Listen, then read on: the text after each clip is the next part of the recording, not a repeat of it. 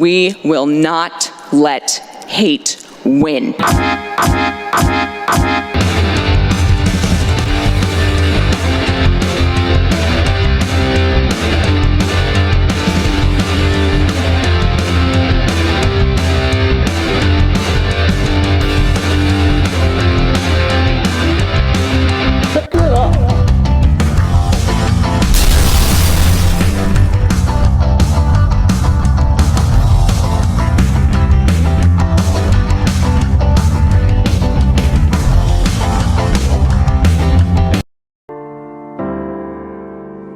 We have embraced freedom.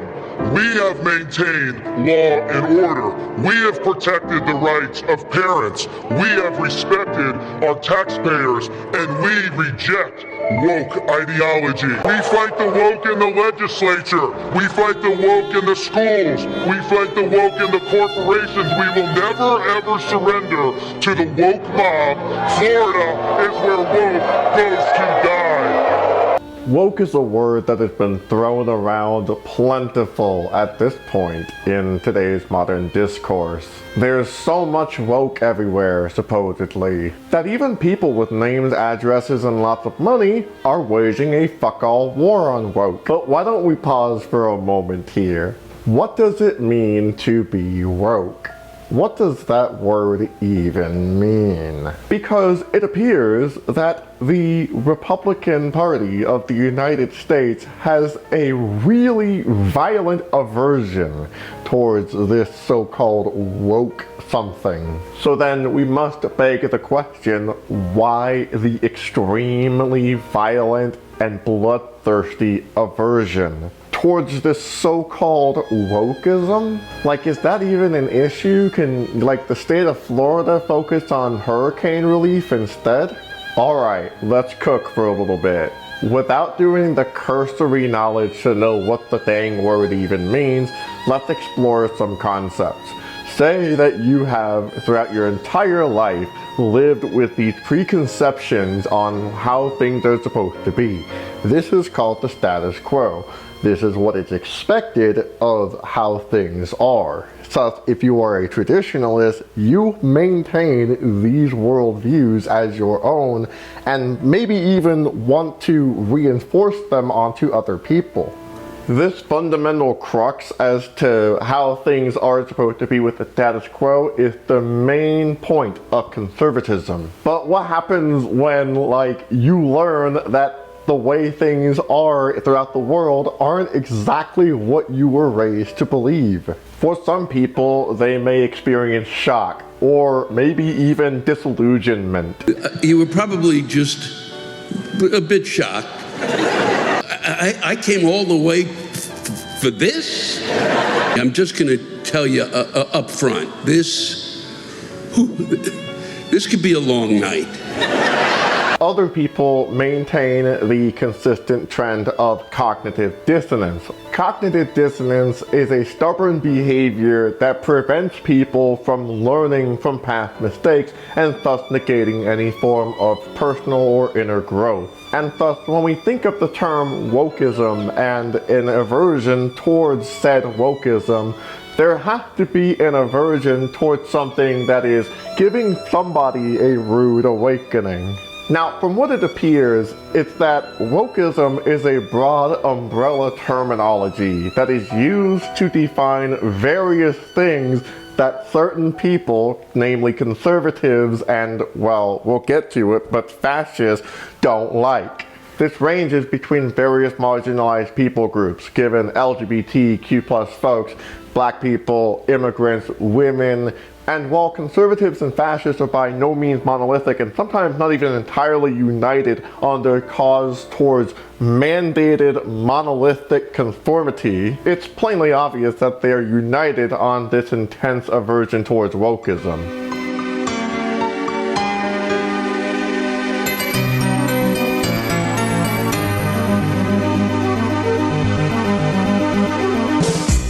This extremely hyperbolic aversion towards woke is what I would classify irrational, right? Because it is such an umbrella term, anything can be considered woke. For example, Donald Trump can be considered woke in comparison to Ron DeSantis. For the record, no, that is not what wokeism is. In fact, the term woke has a long history that dates extremely far back in American history. In simple terms, it means to be aware, to be alert, to be cognizant of something that is going on around you.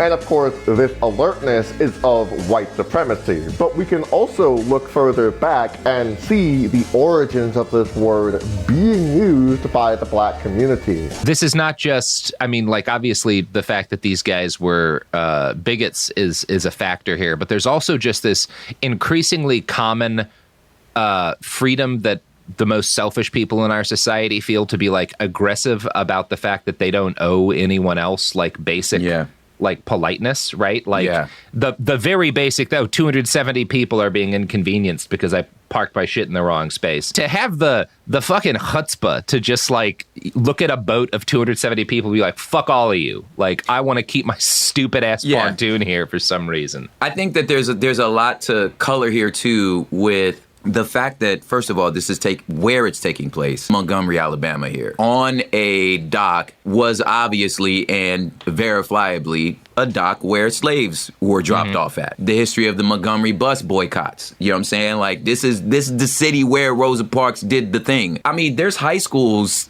in Alabama named Robert E. Lee, like Robert E. Lee High School. I mean, there was a high school that just desegregated, like in the year 20 something. That was just the prom. And it's just that the prom, white school invited the black. They can't go to school together. They could just do a dance. With this is the state that this happened in. Like, multiverse bizarro world where desegregation is recent. Both of those things are sitting in sort of the collective consciousness of that community, especially for the black people who are like, this is the world we live in, but we've also proven that if you push us far enough, you know what I'm saying? Like, we're not gonna stand for it. Yeah, we're not pacifists.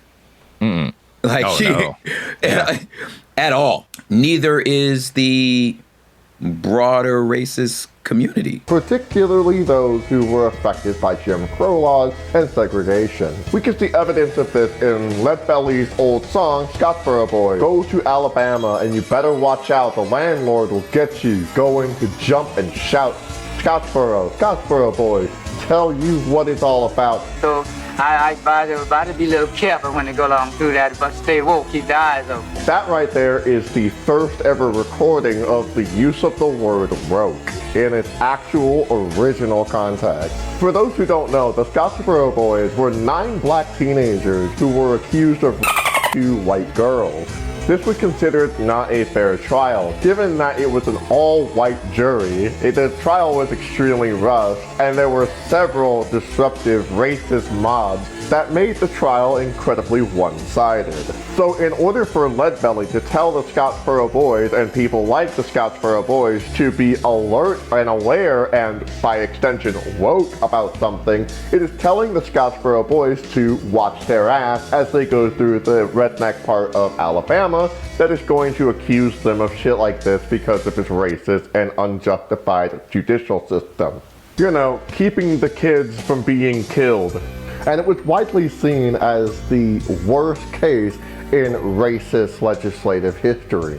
It even inspired the writing of the book To Kill a Mockingbird, one of the books that Ron DeSantis is banning, by the way.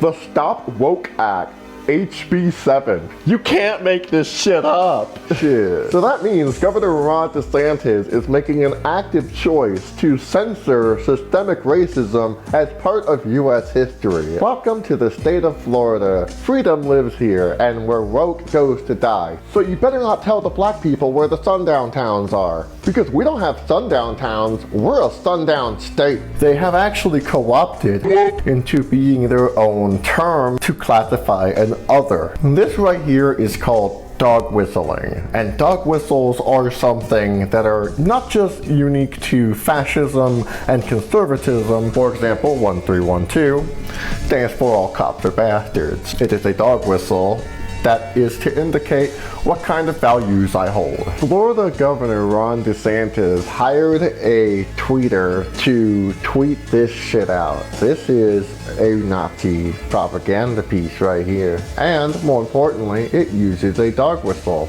also widely used during the rise of the Nazi Party in Germany. So it's not surprising that Nazis would gravitate towards such a propaganda piece that is employed by the Florida governor, wouldn't it?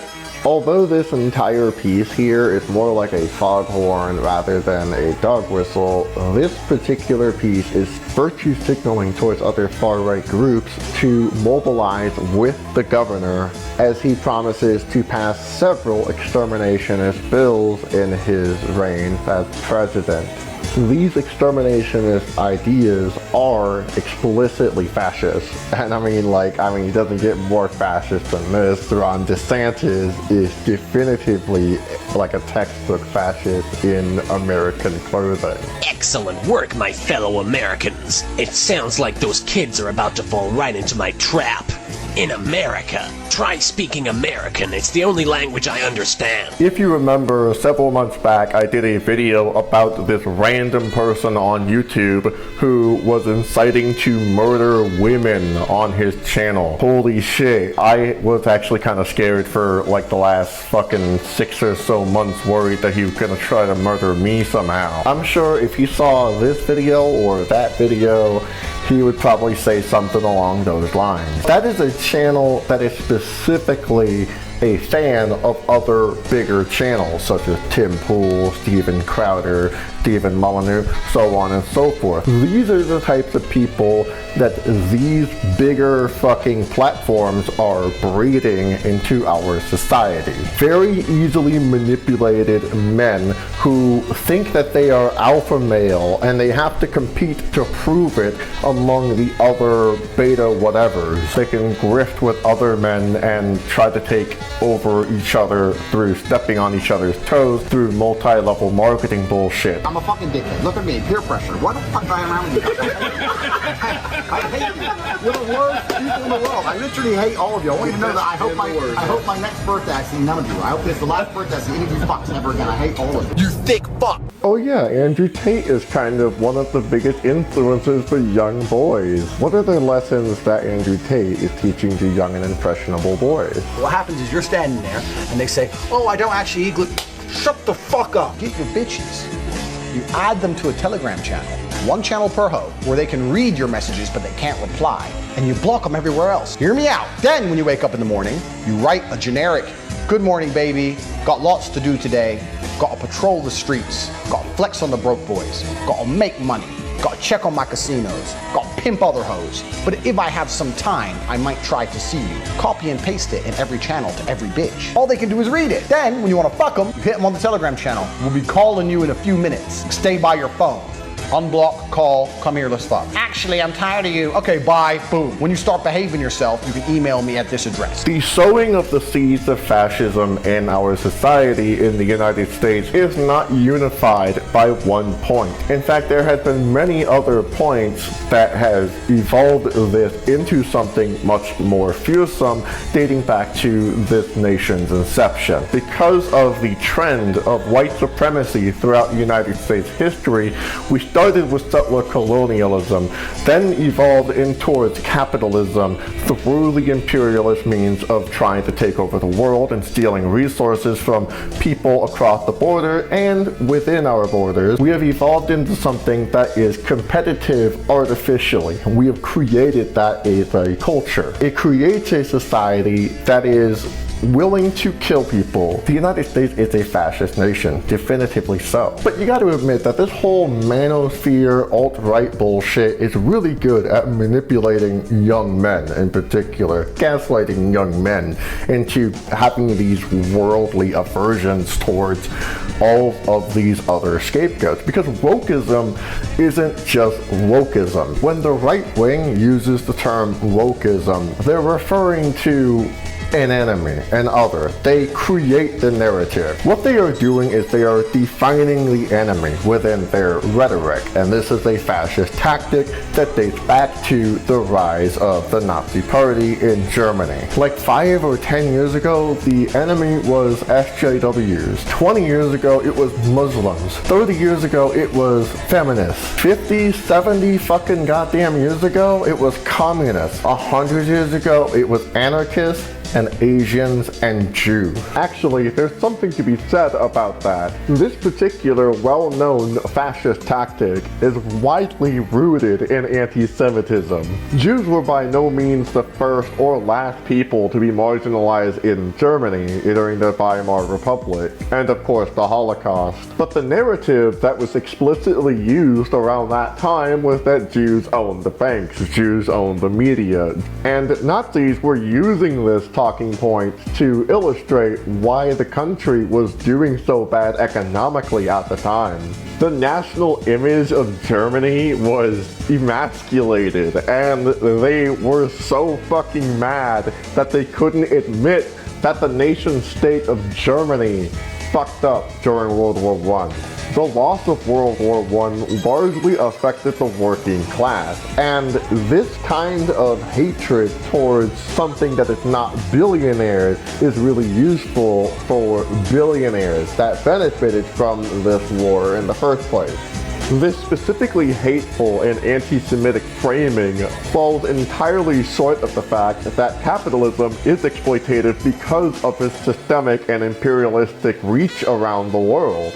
So in a way, fascists, while some may be anti-capitalist, are very useful to billionaires because it then redirects average everyday citizens' attention towards marginalized people, and while this tactic is rooted in anti-Semitism, they redefine the enemy every time they need to stoke up some kind of culture war to keep us distracted from real, actual policy problems. And we're noticing a rise in anti-Asian and anti-Semitic violence in recent years too. Even some of the most popular and influential people are espousing anti-Semitic and anti-Asian sentiments at a regular, consistent basis. I'm tired of picking up the Yahoo and the netting, so for now it's just netting. I know some people call him BB, no, some people call him Yahoo, but we're gonna call him Netting. What you want, Netting? Hey, yeah, right after this, I'm gonna say you're crazy. I'm gonna take your family away from you. We're not done with you yet. You cannot cause free thought. We have to control the history books, we have to control the banks, and we have to go and kill people. Also, we're in the pedophilia. So, I don't support women's rights. I don't support LGBT rights. I believe in race and gender essentialism. I'm Catholic. I'm a Catholic reactionary. I believe that organized Jewry is extremely influential in the United States and pushes America towards an open society, liberalism, internationalism for their own benefit. And in a little while, hopefully you're going to take the mask off, because is this actually gay here? Mr. Watson says this is a video of a medical student training to intubate. Makes us look ridiculous, suggesting this means COVID is fake. Sandy Hook all over again.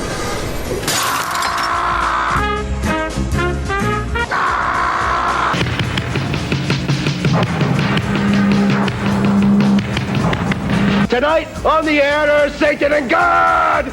God at the right hand of Satan!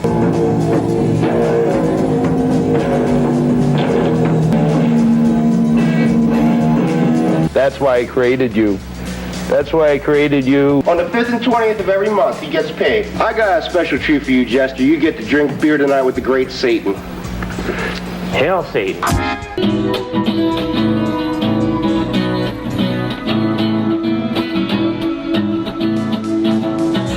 Come on public access and hang out. I'm on 24 hours a day, they say. It's called Flair. We didn't play all of the cut from the Lears, from the...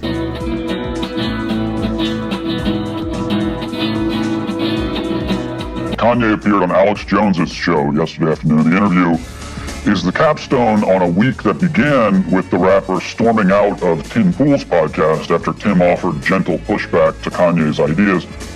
He did not storm out on Alex Jones, however, though perhaps considering what he said, it would have been better for him if he had.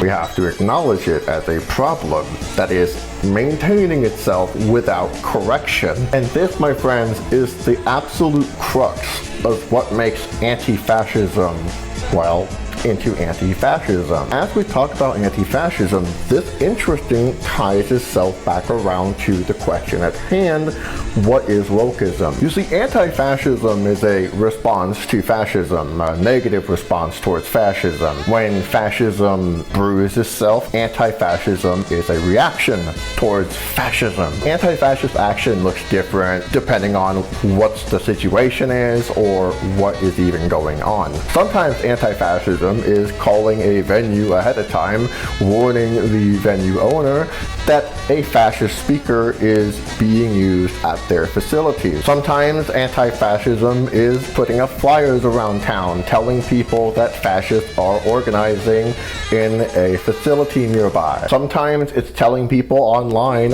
what is happening in a few days because fascists are planning a rally somewhere. So then what would make anti-fascism? If we remember how math works, when there's a double negative, that negative becomes a positive. So if there's two antis there, you're against something, and then you're against the thing that you're against. You have the thing that is left over. But fa isn't just like, you know, a word that exists in a vacuum. No, the word is a root, you see. It has a longer thing to it. It's fascist. Anti-fascism is fascism. If there is fascist organizing or fascist presence, anti-fascists will show up. The secret to abolishing Antifa is to abolish the fascists. But then what does all that have to do with woke? Well then, if you are anti-woke, that means there's an aversion towards being alert towards something.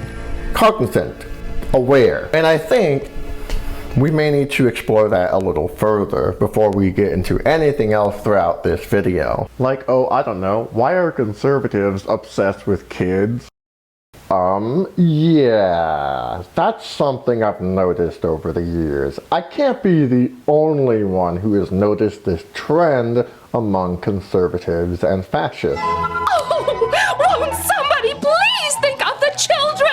There is an abnormal amount of noise coming from the target demographic that revolves around kids. And looking back from when I was a kid, I can fondly remember the times that I had these weird, just what the fuck moments with Christians and these traditionalist weirdos. Because for some of these people, that's like their fixation when it comes to their policies. It's the children. You would think that with the fights that conservatives and fascist organizers start at school board meetings, that they would care so militantly about children and their safety. But nevertheless, that is not the case.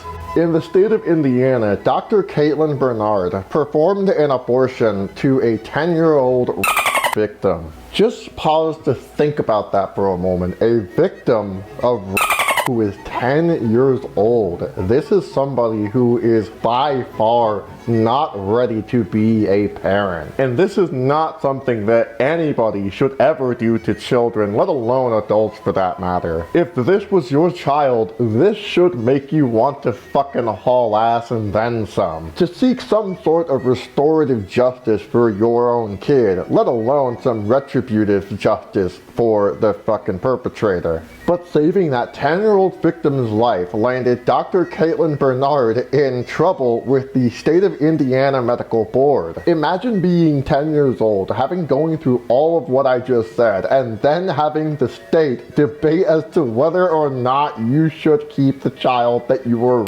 into having. And if you're Lauren Boebert, as we've talked about in a previous video, you believe that that kid should keep the dang child. I don't know. I think that kind of state violence is antithetical towards the safety of children. But for some reason, the conservatives are so fascinated with keeping the children safe. It doesn't just begin and end with the whole groomer narrative that they've been recently spinning. This actually goes way back. Chicago baseball coach Alvin Dark and singer Anita Bryant both oppose the gay anti-bias law. I believe I have that right, that I can and do say no. More than 11,000 signatures of registered voters were collected. Just 10,000 are required for a referendum to be called. One provision of the law that disturbs those who oppose it is the right for anyone, regardless of sexual preference, to teach in private or parochial schools if they are otherwise qualified. No way that a homosexual would ever teach, a known homosexual would ever teach at Northwest Christian Academy.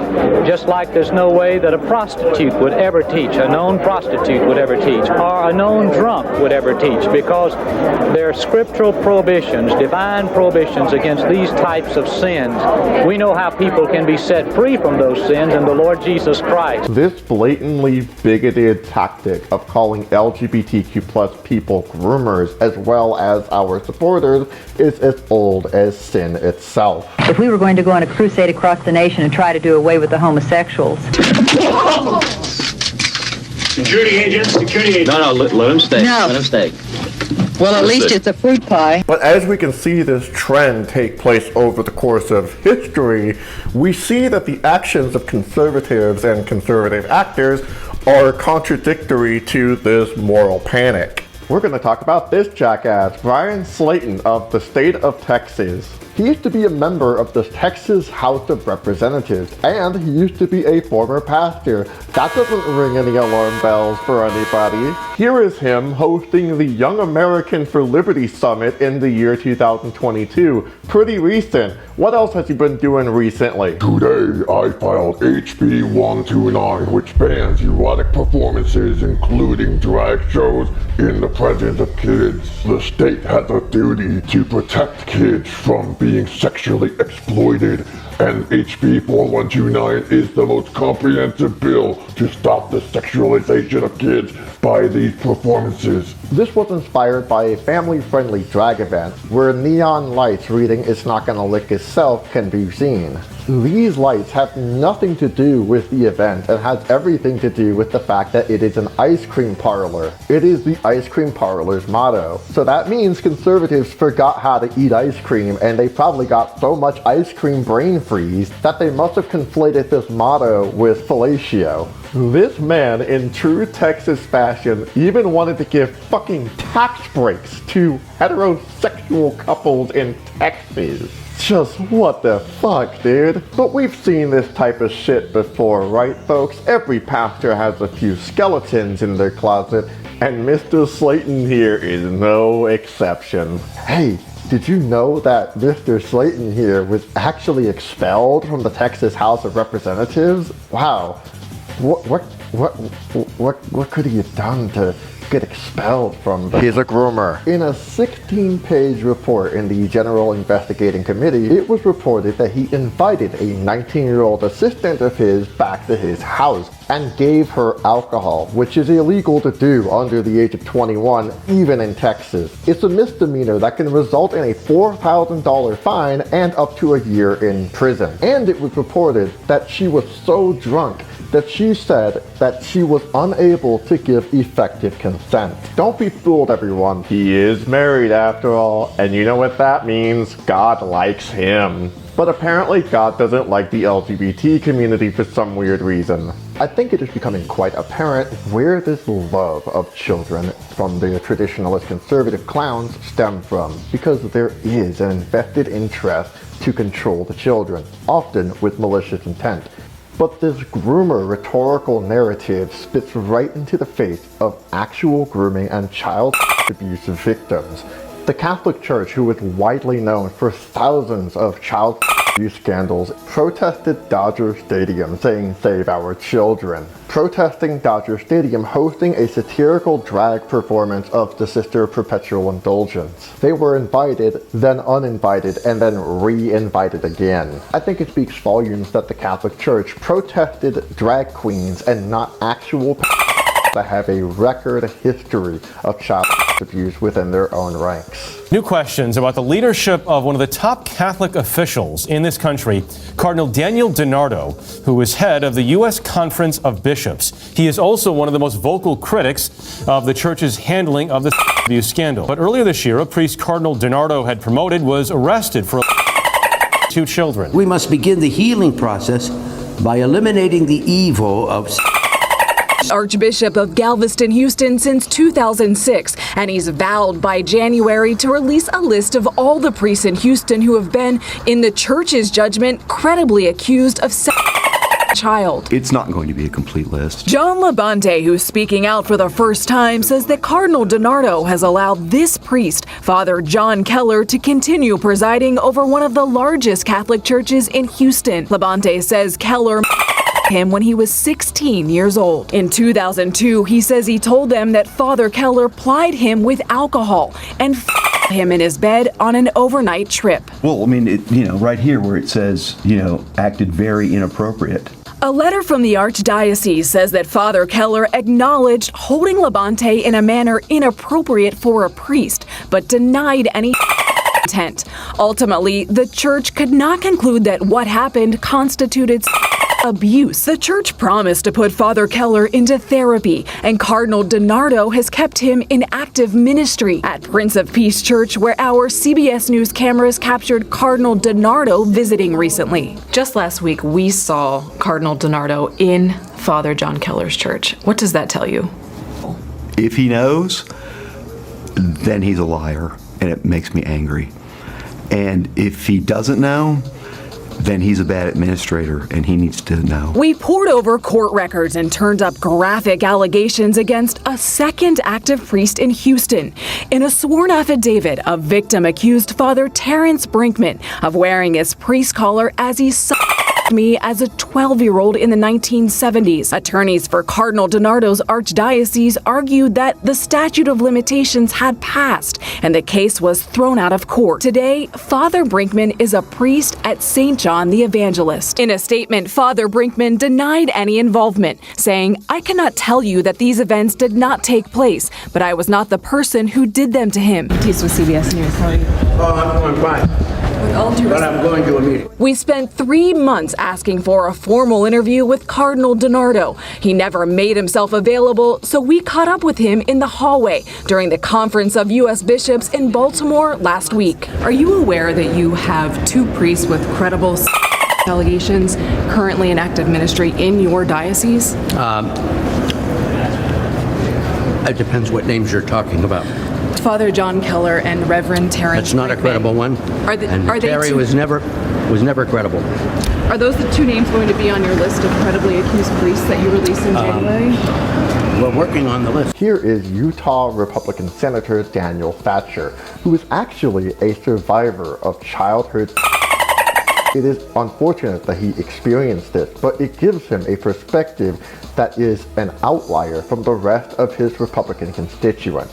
This idea of grooming, I'll tell you, to me, as a survivor of childhood, I'll just tell you, I find it personally deeply offensive. So why do they do it? Well, they do it because it resonates so deeply. Grooming is an act that happens as you break down barriers of someone. And so the argument that telling a child that you will support them regardless of who and how they love is somehow equivalent to teaching a child that they're not allowed to say no or set boundaries. Like, to me, that is just reprehensible to conflate the two. What I find interesting that even though he is a Republican, he actually voted against a bill that would ban trans women from participating in women's sports in the state of Utah. I recently had a good friend absolutely dragging the, quote, biological male that beat her daughter in a race, only to find out it wasn't a biological male. It was a little girl who was a little bigger and maybe not quite as pretty as her daughter. Now, I can speak as an expert on the harm because I have always supported the delegate system, and I'm doing it this year.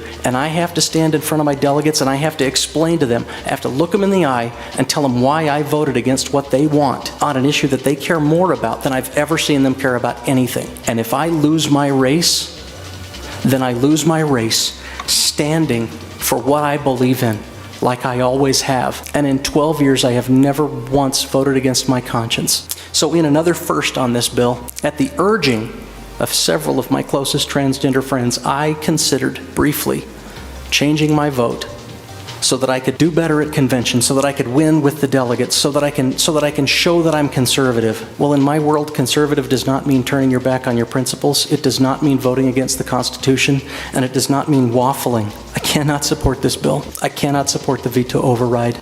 It should be said that it truly doesn't matter if the Republican Party supports or doesn't support trans rights. What matters here is that this man is demonstrating enough consciousness to be aware of the fact that what he is doing is actively harming people that are his voters. He is acknowledging the existence of the trans community, even going as far as to say they are his friends. And admittedly, it speaks more volumes than all of his other Republican constituents who will always lie through their fucking teeth what their true intentions are. So then it would stand to reason, anyway, that conservative policies, especially centering themselves around this moral panic, it can then be argued that they are not qualified to take care of children or even be involved in passing policies involving children, because they've shown time and again, especially in recent contemporary days, they are not able to do so. But you see, that doesn't stop them, and it's not going to stop them. You can't use logic and common sense. You have to be at their level. You have to parrot these nonsensical talking points about some cabal here and some satanic whatever here. Conservatives are not going to listen to you unless you are parroting these horrible fucking anti-Semitic talking points as we discussed in the previous chapter. But as much as we've been talking about conservatives, we need to talk more about fascists and fascist activity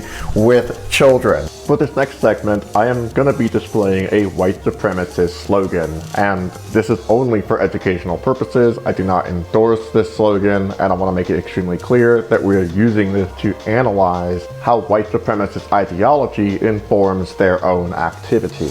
This serves two different purposes. The number on the right praises solidarity to one of the worst fascist dictators in history, while the number on the left is emblematic to a specific value, which I'm going to display now. And I want to put a focus on what the priority is here. There is a specific emphasis on white children.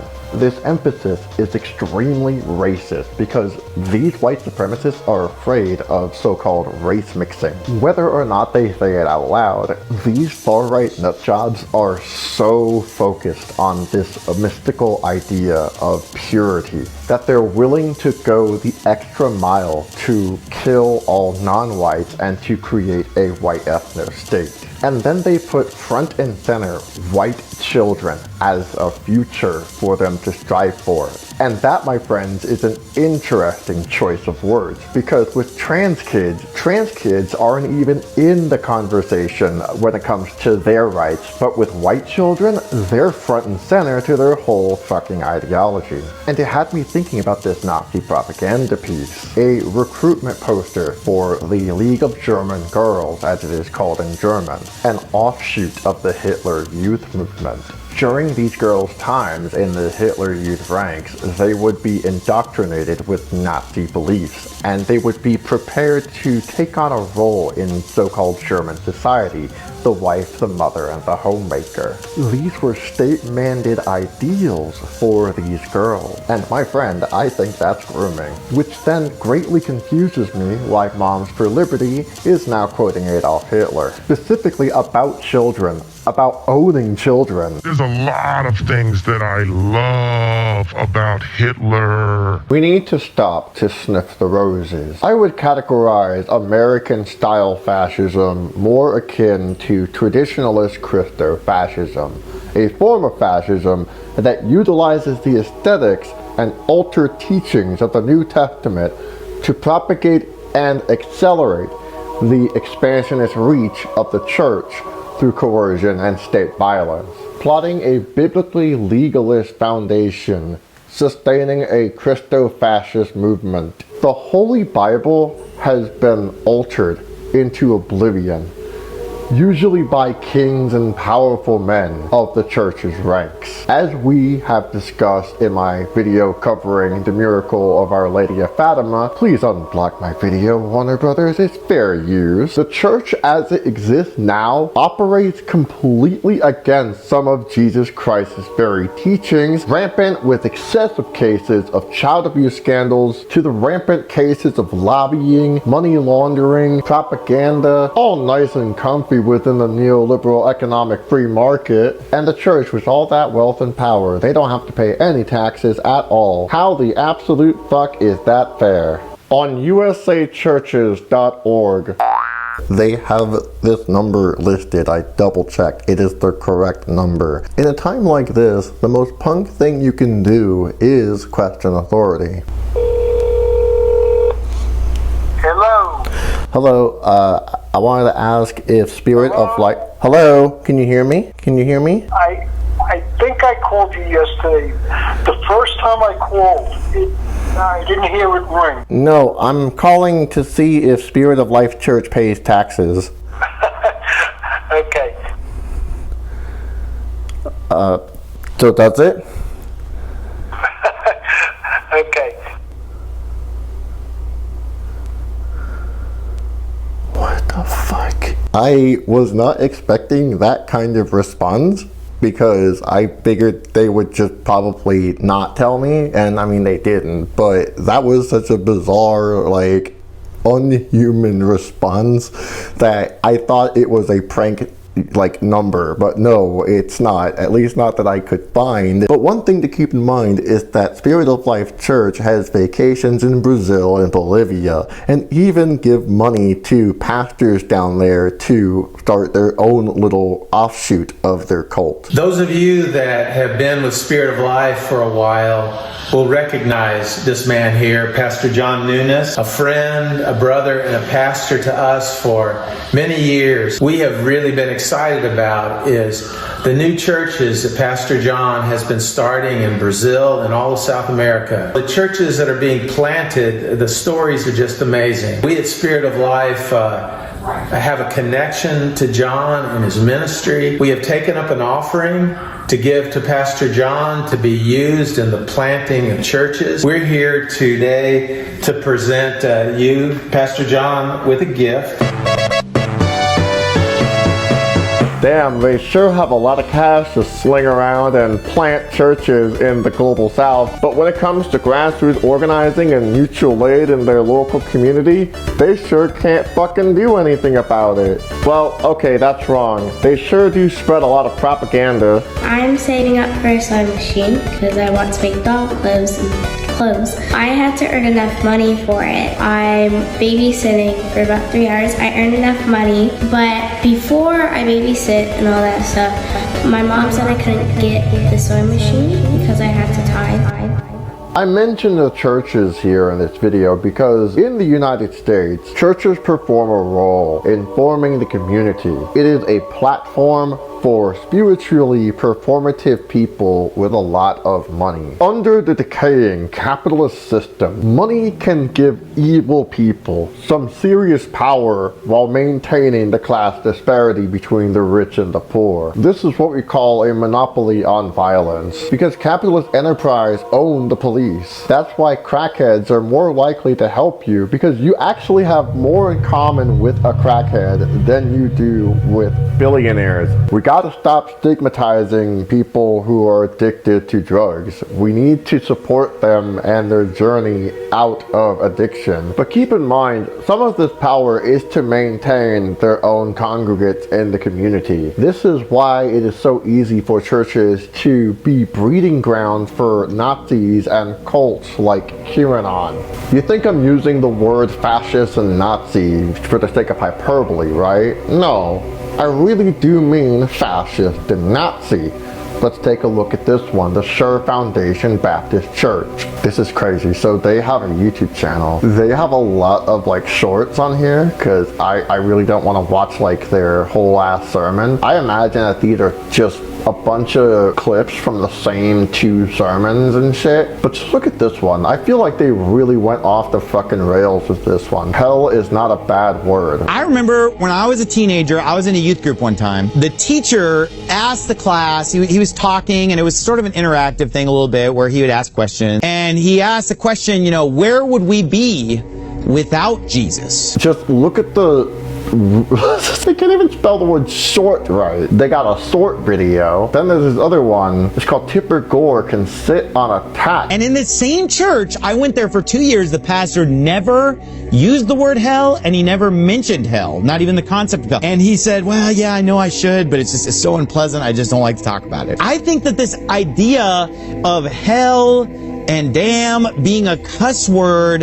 has even made them become taboo, even among Christians. So that it's not just a taboo out in the world of, hey, you know, Gone with the Wind, you get a little edgy there with that word damn. It's like, no, now in church it's edgy? That's a shame, because Jesus Christ preached a lot about hell. We need to hear some hellfire and damnation preaching. And, you know, if Tipper Gore doesn't like it, she can sit on a tack. Tipper Gore is already covered ground. I think we hate Tipper Gore for 2 totally different reasons here. I find these interesting because as a non-believer myself, the words hell and damn don't even come across in my mind as if I'm comparing these words to the same magnitude as racial slurs.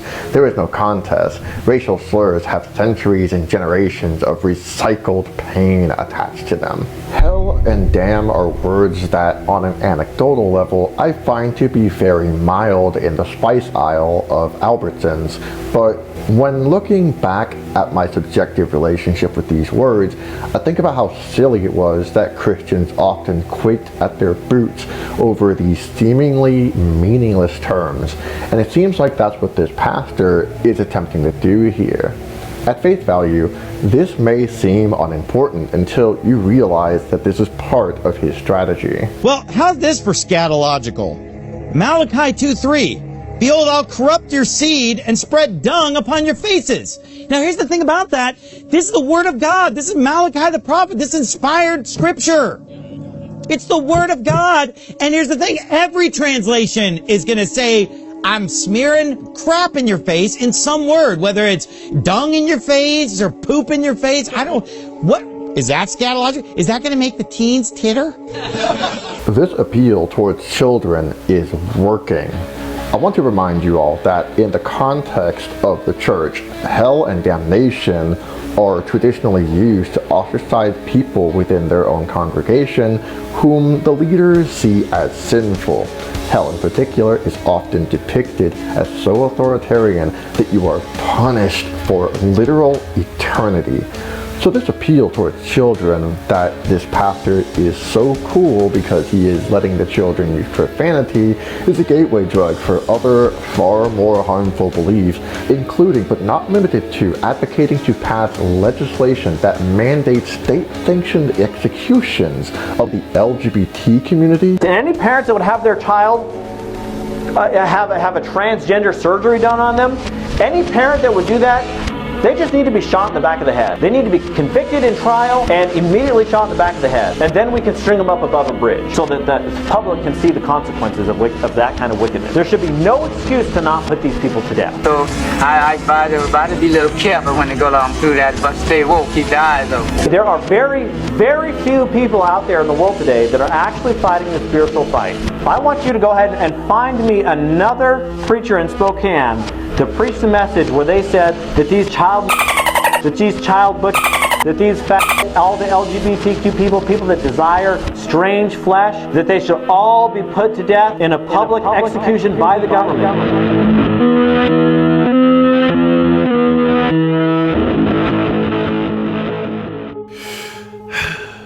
In all my years living on planet Earth, I have never met an individual who was this obsessed with murder, damnation, hell. I want you to go ahead and find me another preacher in Spokane. Not even like other Christians are this obsessed. And what I find really interesting is that he decided to call the LGBT community child that these child that these when there is a record case of child molestation in various intersections of the Christian denomination of churches, yet those go wildly and cartoonishly uncorrected. And the point here is the reason why he is normalizing using the word hell and damn within his own church is because he's trying to normalize the idea of otherizing people groups that they don't like. So that it's not just a taboo out in the world of, hey, you know, Gone with the Wind, you get a little edgy there with that word damn. He is appealing to the youth because he wants to seem alternative. So alternative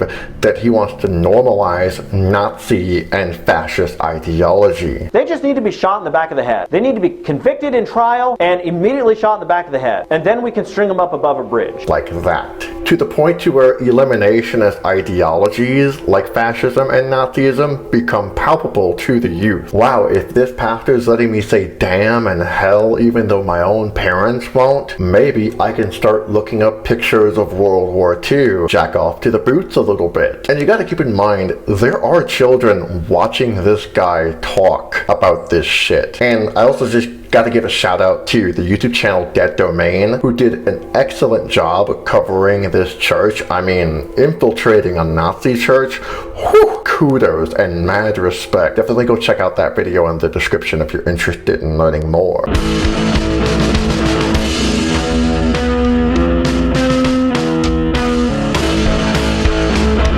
What I find extremely scary are these breeding grounds for indoctrination, usually involving children, in the hands of some very malicious people.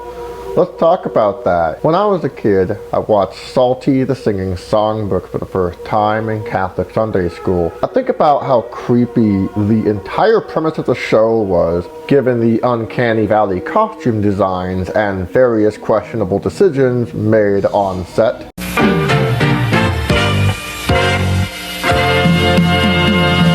Oh, hi, kid. You were supposed to stay home and get a bath today. I thought you liked baths. He wants to come with us, Salty. Looper is always getting into trouble. That's why I left him home.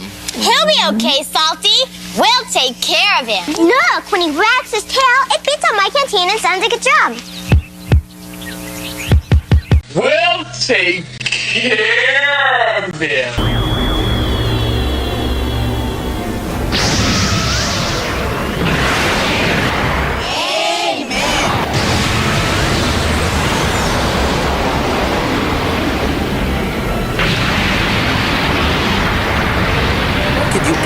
Be afraid of. That mean man is following me. I think he's a... No! I just want to get my dolly back! You know, I'm beginning to notice a pattern of Christian cartoons being absolute dog shit, despite Christians and churches who make them have a fuckload of money. You'd think that they would at least put a little bit more effort into their predatory propaganda. I don't like to put chemicals in the water to turn the friggin' frogs gay. To make it at least a little bit more appealing. It seems like not much has changed since the old VHS VeggieTale days. Even in the dawn of YouTube, creationist content existed on every medium. How was school today? Fine. Look at Sparlock's magic Caleb. What toy is that? It's Sparlock, the warrior wizard. Whoa, a warrior wizard. Yeah, my friend gave it to me. All the kids are going to see the movie. Can I see it too? Oh, your friend gave this to you. You look pretty excited about this. Is this toy magical? Mm-hmm. Who likes magic? Jehovah or Satan? Satan. Right. Sad. Yeah. Do you want Jehovah to be sad? No! Caleb, I am so proud of you.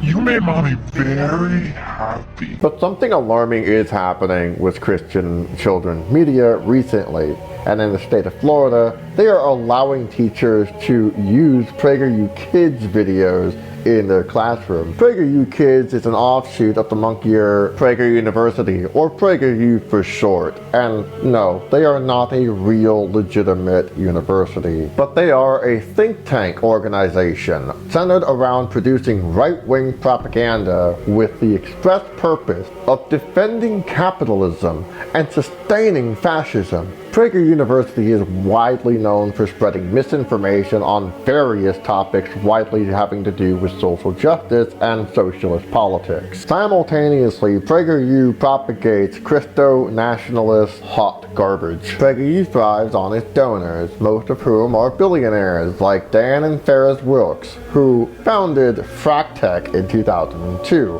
which means they are in the hydraulic fracking business, and that means their money is oil money.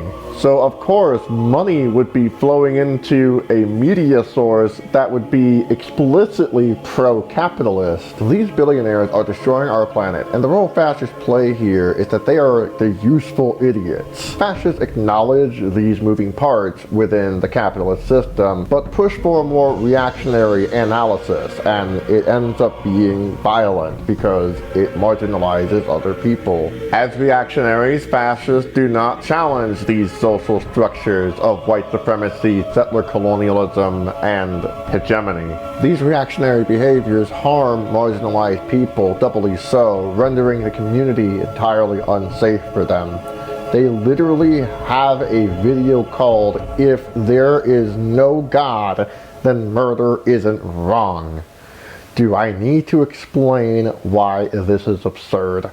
Murder is wrong because you're taking someone else's life. PragerU wants you to think that you need a God in order to recognize that murder is wrong, and not on the very principle of honoring someone else's autonomy and right to live.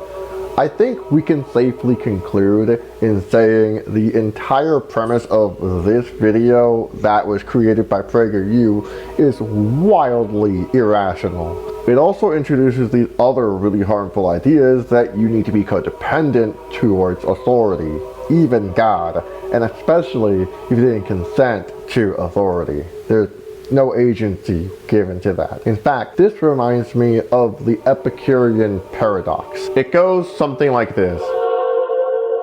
Is God willing to prevent evil but not able? Then he is not omnipotent. Is he able but not willing? Then he is malevolent. Is he both able and willing?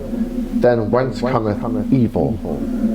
If he's neither able nor willing, then why call him God? In Christianity, God is canonized as the infallible, with nothing to challenge that infallibility within its own structure. Once churches began to hold power through the course of history from the working class, the church sustained enough lobbying power thanks to the narrative of their infallible God. After all, that is the definition of faith, to take God's word for it. This style of Christo-fascist propaganda is a really quick way for them to get recruiters to unconditionally never question authority, where the dynamic of these particular cult members in conjunction with that supposed God is masqueraded as unconditional love. Think about it. Religion has actually convinced people that there's an invisible man living in the sky who watches everything you do every minute of every day. And the invisible man has a special list of 10 things he does not want you to do. And if you do any of these 10 things, he has a special place full of fire and smoke and burning and torture and anguish where he will send you to live and suffer and burn and choke and scream and cry forever and ever till the end of time. But he loves you. Because Jesus Christ preached a lot about hell, we need to hear some hellfire and damnation preaching. He loves you and he needs money. He always needs money. He's all powerful, all perfect, all knowing, and all wise. Somehow, just can't handle money. The literal religion symbol is a punishment tool used by the fucking Roman Empire. Are you serious right now? And in this instance, PragerU is no exception to this with their plutocratic organization. And you know, Florida allowing teachers to use PragerU kids comes right now at an interesting time when the Florida State Board of Education decided to release a 216-page document for the 2023 education standards for social studies. And my friend, it turns out they're going to be teaching children this absurd fucking idea that black people benefited from slavery because it taught them useful skills. Where do I even fucking begin? There's not a resume to be made from this. Is it like, what the fuck? Firstly, let's acknowledge the elephant in the room. That is so fucking disingenuous, and it is outright lying to children. And if you do any of these 10 things, he has a special place full of fire and smoke and burning and torture and anguish. Consider this messaging along with the messaging behind if God doesn't exist, then murder isn't wrong. You're telling me that you need a God to understand that murder is wrong, but your God can't even explain why slavery is wrong? I can't believe I'm saying this, but they're probably not going to teach you in school that the reason why slavery and murder is wrong is because Americans did it in the past, and it divided an entire diaspora. It fundamentally divided Africa into two separate diasporas. It turned human fucking lives into commodity. Things are said in a video like this that is just kind of like chaotic brawling.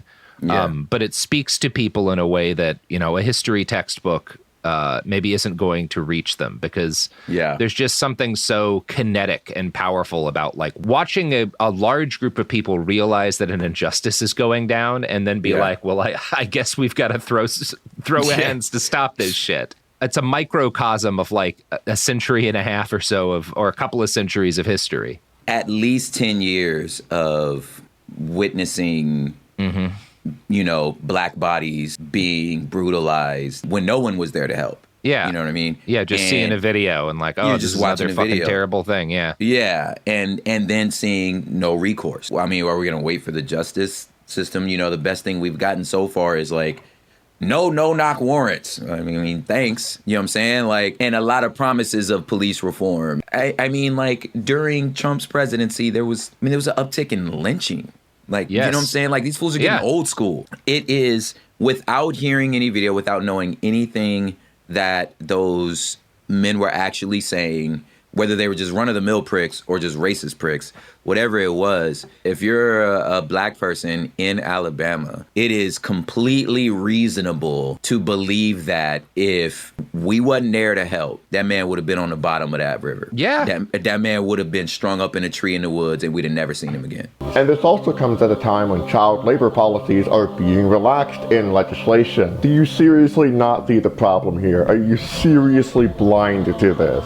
These are already extreme on their own, but it is rather telling that now we can see that the state is absolutely capable of extreme policies like these. Of course, definitely not the first time, but in recent years, absolutely. And my mind begins to wonder as to whether or not even worse policies can be enacted later in the future. And to my friends at home, I don't think I want to find out. The entire reason why murder and slavery are wrong is because, as I was gonna say again, it robs the other person's autonomy and right to live.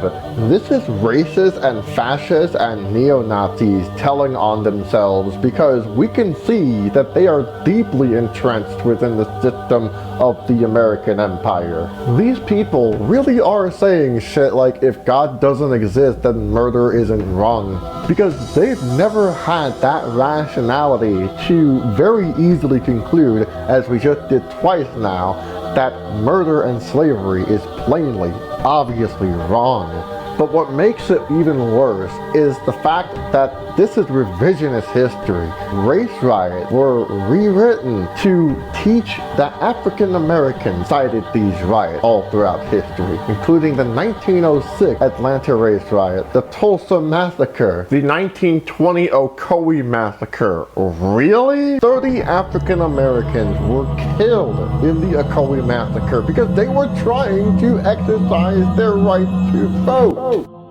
So this is implying that black people having voter rights is violence. Let me repeat that for those who are in the back. The state of Florida took the literal deadliest election, not just in Florida, but also in American history, saying that black people exercising their right to vote and to assemble, they are saying that is the same as inciting violence. And that kind of dangerous weaponization of the law is what gets people killed. You can see that the framing in these lessons is using the aforementioned tactics, defining the enemy and scapegoating marginalized people group as a distraction, and now we are seeing these hateful values being institutionalized towards young and impressionable students. While the state of Florida, especially its government, is extremely anti-union, the Florida Education Association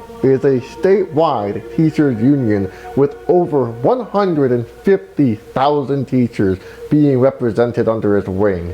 And in response to these changes in the Florida educational curriculum, they've released a statement saying that this is a disservice to Florida's students and are a big step backwards for a state that has required teaching African American history since 1994. Given the religious and authoritarian propaganda the state of Florida is adopting, we can observe that a lot of big dollar bills are involved here, with a recent but ongoing surge of the Christo-fascist movement. The goal of Christo-fascism is to use the church to become the ruling state and to establish a totalitarian theocracy. We need to remember that while fascists and conservatives aren't monolithic, even amongst each other, total dominance and control is their end goal. They are united in the fight for hegemony and control. In addition, we can observe the Southern Baptist Convention seeking to maintain control even within its own ranks.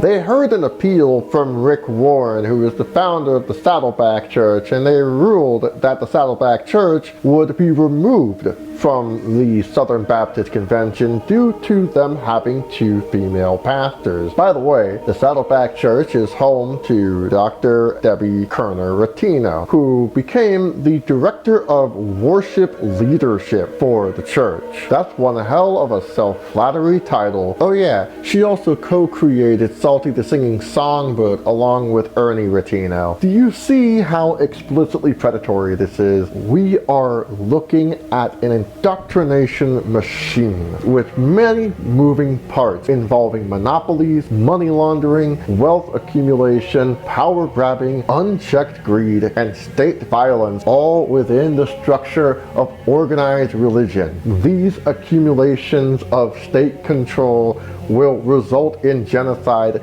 and harm in perpetuity. In the case of the Southern Baptist Church, the problem can be rooted within the origins of the church itself. It was founded in 1845 to maintain the institution of slavery. Oh yeah, got another one. Did you know that the police in the U.S. was created with the initial occupation of slave catchers? Yet they don't want you to know about a time they were murderers within American history because they dare to vote. And that really puts a beaming perspective on the whole anti-woke narrative, as the antagonistic towards the concept of woke in the first place is because woke challenges the very thing that keeps these very wealthy people in power. I don't just bring up why churches are evil for no reason. They play a major part in the organization of our society. And no, I don't mean all churches, and no, I don't mean all religious gathering places. No, I mean churches as an institution that maintain power, some of which very literally preach to children Nazi ideology. Have a transgender surgery done on them. Any parent that would do that, They just need to be shot in the back of the head. It seems like the history of the United States is very anti-freedom for such a nation state that propagates freedom as nothing more than a mere buzzword. In the Southern Baptist Convention, they have over 700 cases of child abuse, and within the Southern Baptist Convention, abusers don't have to make their crimes known to their respective congregation. Holy shit! They also abuse women, literally ranking them as second-class citizens. It's like they're in competition with the Catholic Church. These systems are either unwilling or unable to correct themselves with meaningful accountability. No checks and balances. There is only the agenda of the state. Even the state itself isn't united. To them, it's a fucking game. I'm not understanding. You should have hanged yourself. You should have died in the fucking closet. Fuck you. He's already stressed. He's gonna hang himself tonight. Miara.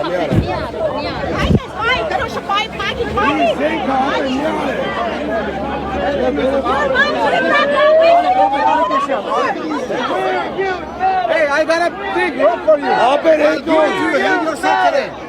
This is not a legitimate concern of concerned parents. In fact, a majority of these motherfuckers aren't even parents themselves. No, they are telling LGBT children to go hang themselves. That's who we're dealing with here. Yet the media, including the Los Angeles Times, presents this struggle between fascists and LGBT children as a both-sides issue. These people are shoving their LGBT agenda down children's throats, and it's not okay. The other in full support. The well-being and the inclusion of LGBTQ voices within school curriculum and programming is not a topic of discussion. It's a civil right that was earned by decades of brave LGBTQ plus activism. What's really fucking sad is that this is what the anti-woke nonsense really boils down to. It is a continuation of the stoking of fear-mongering that is very much embedded in American culture. These media sources won't report on these other underlying issues that lie within these very reactionary groups. Each of these groups align with other far-right groups such as the Proud Boys, even befriending them. And including these kinds of hateful people within your ranks informs their underlying prejudice and stokes it up even further to act out in this violent way. And that's why it's important to be present for when this kind of violence occurs, to be there to resist it, to inform the community that it's happening, to make it a commonplace understanding that this is a very real thing that can happen just about anywhere. It could happen here. It has happened here. It is happening here.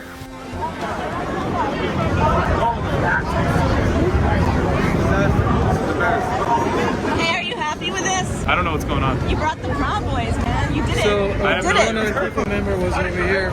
We asked the police to take her back. They said she's allowed to be here. So about 20, 30 guys went over there like, okay, then we're gonna call them. Oh, okay. But we don't know. I don't. Has any violence broken out? It's going to. It's going to. It looks like it is. Looks like it. Breaking news at 11, pushing and then punches. By the way, that's a homeless man that had nothing to do with the protest whatsoever. These people are inherently and explicitly, automatically violent to anything that they see that opposes their worldview. Even homeless people. Hi, Kelly. Hi. I want to let you know one thing. Okay, if I get touch me because that's about it. Nobody touched you. Nobody touched you. Just telling him. if I get doxxed, I know where you live. I followed you around for 2 days. Come to my house. Okay. Oh, you're the guy who followed me? Okay, cool. No, I'm one of many. Trust me. I hope this video was at least contemporary but sufficient enough to explain the urgency as to why we need to stop fascism in our communities, especially when it takes shape in different ways throughout our world.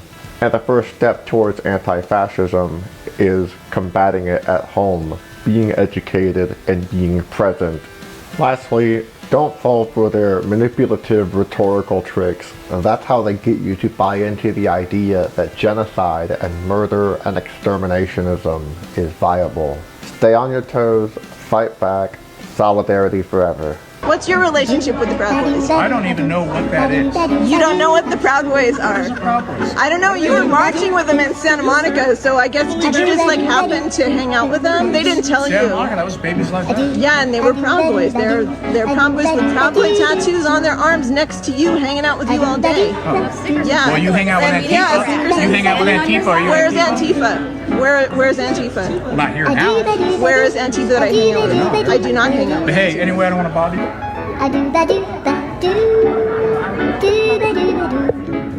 There's your Proud Boy friends.